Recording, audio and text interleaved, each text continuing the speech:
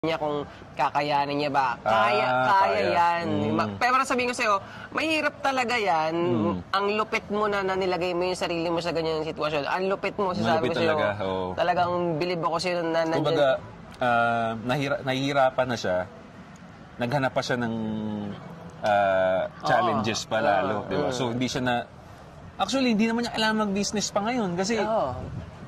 nag-work siya as a call center. Pero the fact na naghanap pa siya ng business, para sa akin pare, you're on to something.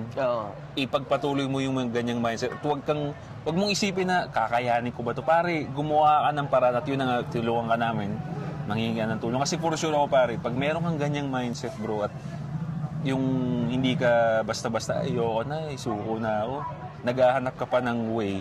I mean, para dumagdag yung pera mo, ganyan-ganyan.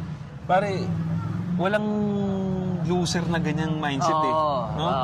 Walang loser na ganyang mindset, bro. So, okay pare, okay ang ganyan.